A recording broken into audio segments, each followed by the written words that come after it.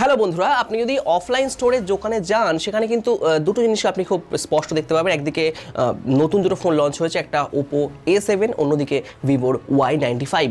তো এই দুটো ফোন যদি আপনার যেটা মিড সেগমেন্টে আপনি কিনতে চান, মানে 17,000-16,000 টাকার মধ্যে, তাহলে এই কী ধরনের ফোন, মানে অফলাইন সেগমেন্টের নতুন যে দুটো ফোন এসছে সেই দুটো ফোন নিয়ে আজকে আমার ওপিনিয়ন রাখবো আপনাদের সঙ্গে।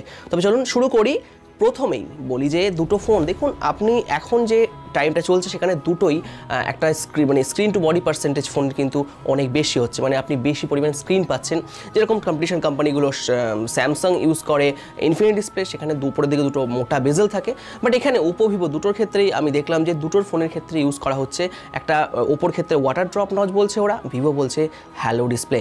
তো এই ডিসপ্লেগুলোর কিন্তু স্ক্রিন টু বডি পার্সেন্টেজ অনেক বেশি, অ্যারাউন্ড 90%। তো ডিসপ্লেটা আপনি দুটো ফোনের ক্ষেত্রেই খুব ভালো দেখতে পাবেন। ওপো A7 এবং ভিভো Y95 এর ক্ষেত্রে স্ক্রিন টু বডি পার্সেন্টেজ একটু আমার ভিভোর ফোনটা একটু স্ক্রিনটা বড়, 6.22 ইঞ্চি কম্পেয়ার টু ওপো 6.2 ইঞ্চেস। এবার চলে আসে ডিজাইন যদি বলতে পারি আমি, দুটো ফোনের ডিজাইনই অসাধারণ, খুব সুন্দর প্রিমিয়াম একটা লুকস আপনি পাবেন। যে অন্য একদিকে যেমন ভিভোতে কালার কম্বিনেশন আপনি ডুয়াল টোন কালার পাবেন, অন্যদিকে সিঙ্গেল টোন কালারের সঙ্গে একটা টেক্সচার বেসড কালার থাকবে, দেখতে সুন্দর লাগবে, দেখে ব্যাক সাইডটা গ্লাস ফিনিশের মতো লাগবে দুটো ফোনের ক্ষেত্রেই। কিন্তু আমি যদি ফর্ম ফ্যাক্টরকে একটু ডিফারেন্স করতে চাই, ওপোর ক্ষেত্রে আপনি যদি ফোনটা হাতে ধরেন এবং ভিভোর ক্ষেত্রে ফোনটা হাতে ধরেন, ভিভোর যে রেয়ার সাইডের যে পোর্শনটা, মানে রেয়ার ফোনের ব্যাক সাইডের পোর্শনটা কার্ভড, সুতরাং আপনি ফোনটা হাতে গ্রিপ করতে বা হোল্ড করতে বেশি সুবিধা হবে। আমি যেটা আমার ওপিনিয়ন বলছি, ওপোর ক্ষেত্রে ভালো গ্রিপ করতে পারবেন compare to Vivo and Oppo. Vivo আপনাকে একটু বেটার গ্রিপ দেবে, বাট দুটোর মানে বাইরের যে লুকস ডিজাইন খুবই সুন্দর। দুটো কালার আছে, দুটো দু ধরনের কালার, তো যে কালারটা আপনার পছন্দ সেটাই আপনি নেবেন, নো প্রবলেম। এবার চলে আসি ফোনের ক্যামেরা সম্পর্কে। আমরা জানি এই দুটো কোম্পানি ক্যামেরা সেন্ট্রিক বা ক্যামেরার ওপরে অনেক R&D করে, সেটা ফ্রন্ট ক্যামেরা হোক বা রিয়ার ক্যামেরা হোক। ফ্রন্ট ক্যামেরার ক্ষেত্রে ওপোর থাকছে 16 মেগাপিক্সেল ক্যামেরা, যেটার অ্যাপারচার 2.0, অন্যদিকে ভিভোর অ্যাপারচার থাকছে 2.0, 20 মেগাপিক্সেল ক্যামেরা। দুটো ক্ষেত্রে AI এর কাজকর্ম থাকবে। ভিভো এখানে তার ট্যাগলাইনে বলেছে ইটস AI সেলফি ক্যামেরা বা AI 20MP AI সেলফি, সুতরাং AIতে আমরা অনেক নতুন কিছু দেখতে পারবো ভিভোর ক্ষেত্রে। ওপোর ক্ষেত্রেও AI ইউজ করে ওরা, আর্টিফিশিয়াল ইন্টেলিজেন্স ইউজ করে ফর বিউটিফিকেশন। ভিভোর ক্ষেত্রেও ফ্রন্ট ক্যামেরাতে আপনি এই কাজগুলো পাবেন। তো ক্যামেরার ক্ষেত্রে আমি ভিভোকে একটু এগিয়ে রাখবো, কারণ 20 মেগাপিক্সেল কম্পেয়ার টু 16 মেগাপিক্সেল, এবং যেখানে অ্যাপারচার দুটোরই সেম, সেক্ষেত্রে ভিভো একটু এগিয়ে থাকছে। এবার চলে আসি ফোনের আরেকটা ইম্পর্টেন্ট পার্টের রিয়ার ক্যামেরা সেটআপ। দুটোর ক্ষেত্রে আপনি ডুয়াল ক্যামেরা দেখতে পাবেন।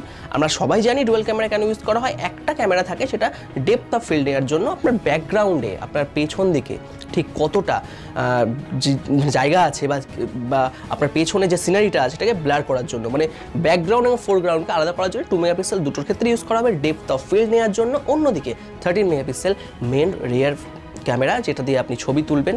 এখানে অনেকগুলো এআই ফিচার্স অ্যাড করেছে। ভিভোর ক্ষেত্রে দেখা গেল যেখানে AI সিন রেকগনাইজেশন অ্যাড করেছে, প্রায় 19 রকমের সিন রেকগনাইজ করা যাবে, এবং সেগুলো ছবিগুলো সাপোজ খাবার ছবি বা কোনো পেটের ছবি, কোনো ফ্লাওয়ারের ছবি আরও এনহ্যান্সমেন্ট হবে অটোমেটিক্যালি। দুটোর ক্ষেত্রে বোকে মোড হবে। এই ক্ষেত্রে ভিভোর ক্ষেত্রে শর্ট রিফোকাস অপশন আছে, মানে আপনি সাবজেক্টটাকে ব্লার করে ব্যাকগ্রাউন্ডটাকে ক্লিয়ার করে দিতে পারেন, বা আপনি চেঞ্জও করতে পারেন। অ্যাপারচার 0.95 থেকে 16 পর্যন্ত চেঞ্জ করতে পারবেন। ওকে, ও ভিভোর ক্ষেত্রে বললাম। ওপোর ক্ষেত্রে আমি দেখেছি সেটা হচ্ছে যে রেয়ার ক্যামেরাতে একই রকম সেট আপ রয়েছে, একটু বেশি বিউটিফাইড মনে হচ্ছে, রেয়ার ক্যামেরাটা বেশি সাদা মনে হচ্ছে। আর অ্যাপারচার নিয়ে এখানে কোনো কথা বলে নেই, 2.2 দুটোতেই 2.2 অ্যাপারচার রয়েছে, এবং যেটা 2 মেগাপিক্সেলের ক্যামেরা রয়েছে 2.4 অ্যাপারচার রয়েছে।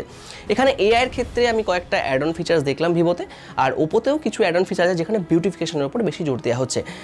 এবার চলে আসি ফোনটার পারফরমেন্স। এটা খুব ইম্পর্টেন্ট একটা পার্ট, কারণ আন্ডার দ্য হুড এই পারফরমেন্সের ওপরে ডিপেন্ড করে ফোনের সব কিছু। যদি পারফরমেন্স দেখি, এখানে যে SoCটা ইউজ করা হয়েছে, সিস্টেম অন আ চিপ, সেই চিপটা ভিভোর ক্ষেত্রে কোয়ালকম 439 আর ওপোর ক্ষেত্রে 450। দুটোই কোয়ালকমের প্রসেসর। 439 একদম নতুন একটা প্রসেসর, 12 ন্যানোমিটার চিপসেট ইউজ হচ্ছে এবং 1.95 গিগাহার্টজের ক্লক স্পিড। অন্যদিকে ওপোর ক্ষেত্রে 1.8 গিগাহার্টজের 450 কোয়ালকম 450।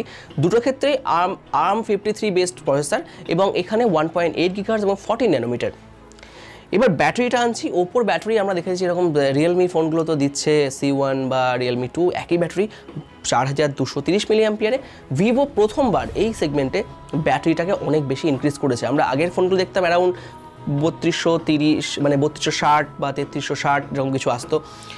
প্রথমবার 4030 মিলিঅ্যাম্পিয়ার ব্যাটারি ভিভোর ক্ষেত্রে থাকছে। সুতরাং ব্যাটারি ব্যাকআপের মামলা যদি আমি বলি, ব্যাটারি ব্যাকআপের কথা যদি বলি, 14 ন্যানোমিটার 12 ন্যানোমিটার চিপসেট অনেক কম পাওয়ার কনজিউম করে, সুতরাং এবং চিপসেট সাইজগুলো খুব ছোট হয়, এই কারণে আপনি ব্যাটারি ব্যাকআপ কিন্তু ভিভোতে বেশি পাবেন। যদিও ফোনের ওপোর ফোনের ক্ষেত্রে ব্যাটারি যেটা আছে একটু বড়, সেটা হলেও 14 ন্যানোমিটার কম্পেয়ার টু 12 ন্যানোমিটার আপনি ব্যাটারি ব্যাকআপ বেশি পাবেন যদি আপনি, এবং আরেকটা ইম্পর্টেন্ট যেটা হচ্ছে ওয়েটের ডিফারেন্স রয়েছে, 163.5 গ্রাম ভিভো এবং ওপোর ওয়েটটা 168 গ্রাম।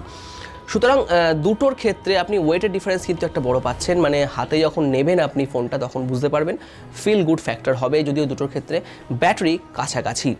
প্রসেসরের ক্ষেত্রে বলবো এখানে ক্লক স্পিড বেশি 1.95 গিগাহার্টজ এবং 12 ন্যানোমিটার একটু এগিয়ে রাখছে 450 থেকে 439K। সবই তো বলে ফেললাম, আর কিছু বাকি নেই তো। Processor, camera, design, everything.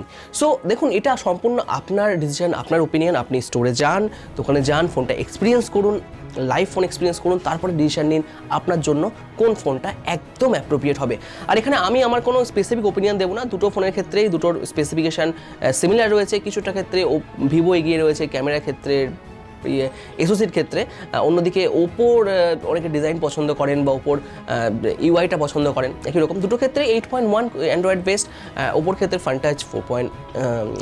ভিভোর ক্ষেত্রে ফানটাচ 4.5 আর ওপোর ক্ষেত্রে কালারওয়েস 5.2।